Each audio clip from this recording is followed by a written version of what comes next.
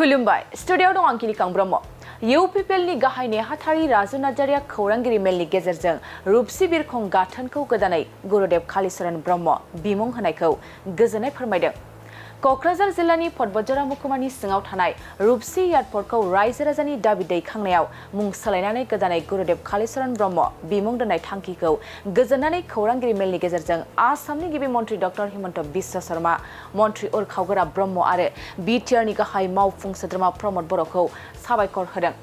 इउपिपिएलनि गाहाय नेहाथारि राजु नार्जारिया क'क्राझार जिल्लानि फटबजरा महकुमानि सिङाव थानाय नायल' जाल' गंसेल' रुपसि एयारपर्टखौ बर'नि सासे समाज फोसाबगिरि आरो धोरोमगुरु गुरुदेव कालीचरण ब्रह्मनि बिमुं होनो थांखि लानाया थारैनो जोंनि गेजेराव मोनसे गोजोनथाव खौरां लाना फैदों।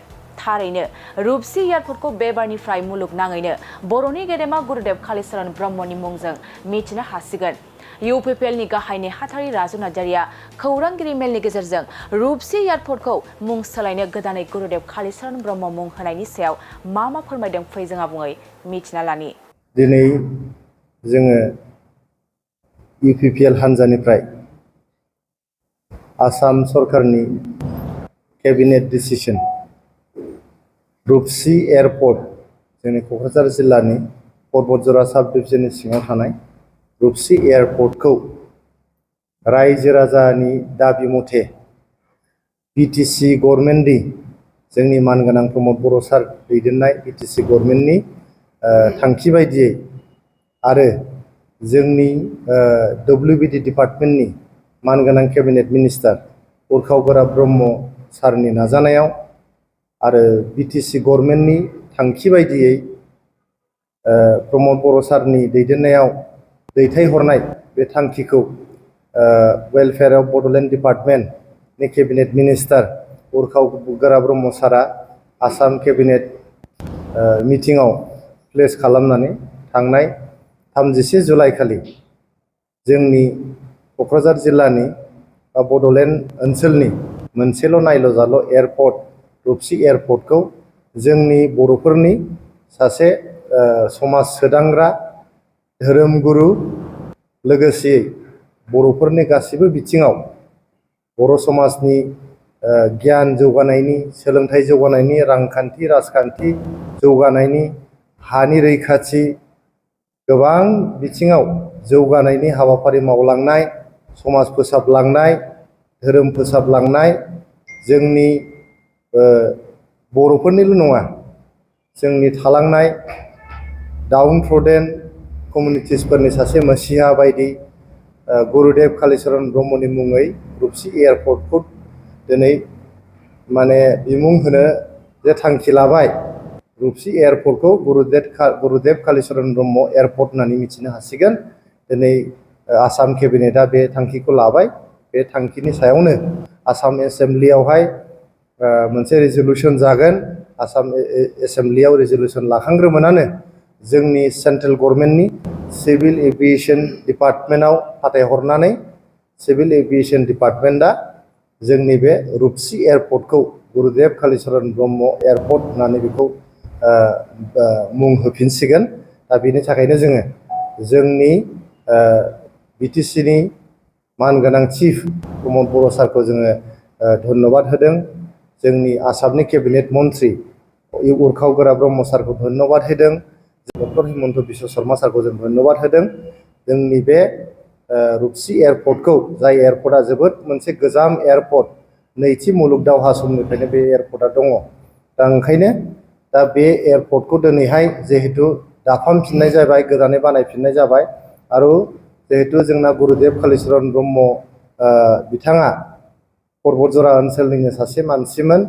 गतिके फटबजरा ओनसोलाव जानाय बे रुपसि एयारपर्टखौ दिनै बिथांनि मुङै सासे गेदेमा गिदिर सासे समाज फोसाबगिरि आरो धोरोम फोसाबगिरि गुरुदेव कालीचरण ब्रह्मनि नामै दोननायखौ जोङो जोबोद गोजोननाय मोनदों।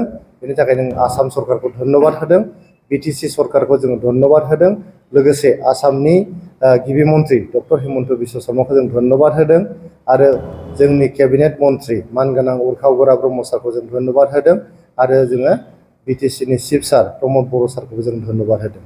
जोंनि रायजो राजाफ्रा बेयावहाय बयबो गोजोननाय लाखिनांगौ, बयबो रंजानांगौ जे जोंनि बर'नि सासे गेदेरथार समाज सिबियारि आरो धोरोमगुरुनि नामाव मोनसे एयारपर्ट जे जादों दिनैहाय बे एयारपर्टआ इयुनाव जुदि इन्टारनेशनेल एयारपर्ट जायोबा जोंनि देश बिदेशनि मानसिफ्रा बयबो जोंनि बर'नि सासे गिदिर समाज सिबियारि आरो धोरोमगुरुखौ जोङो मिथिनो मोनगोन मुलुगनाङैनो। बिनि थाखायनो जों बयबो गोजोन नांगौ आरो बयबो जोङो सरकारखौ धन्यबाद होनांगौ।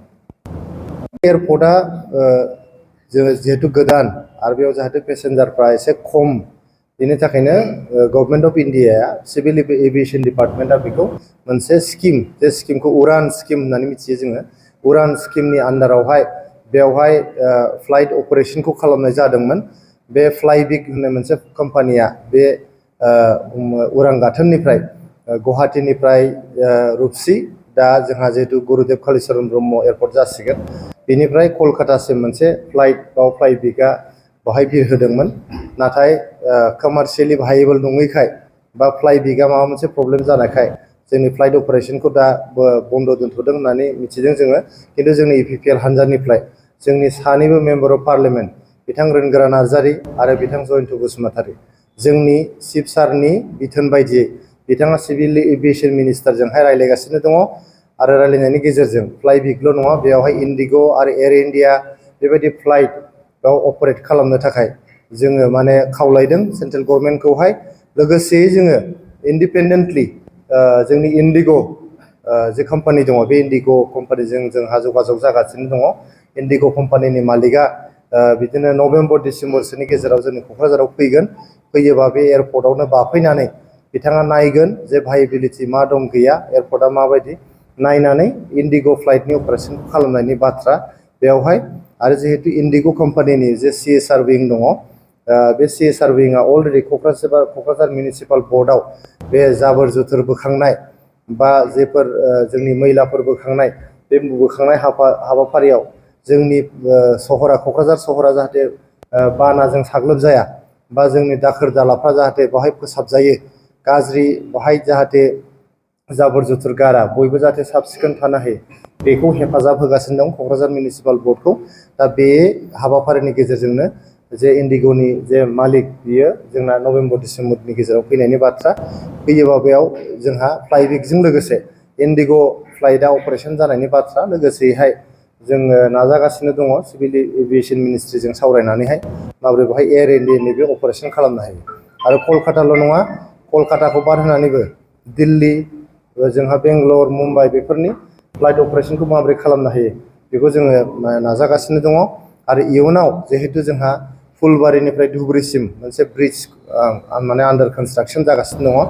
जोंनि गार' हिल्सनि, गार' हाजोनि जेसेबां सुबुंफोर डाइरेक्ट जोंहा नैबे फुलबारिनि जे दालां, एसियानि बयनिख्रुइबो गोलावसिन दालां, 26 किल'मिटारनि दालां फुलबारिनिफ्राय धुबुरीसिम, बे दालाङा अपारेशनेल जाबानो जोंनि जे गुरुदेव कालीचरण ब्रह्म एयारपर्ट जे जानो थांगासिनो दं, बे एयारपर्टआ जोबोद मोनसे गोनां एयारपर्ट जानो थांगासिनो दं। ओंखायनो इयुनखौ नायनानै दिनैनि बे मुंखौसो सोलायनानै होनो आसाम सरकारा दिनै थांखि आजावबाय। बेनि थाखाय जों बिथांमोननिसिम जोबोद जोबोद गोजोननाय बावहरदों।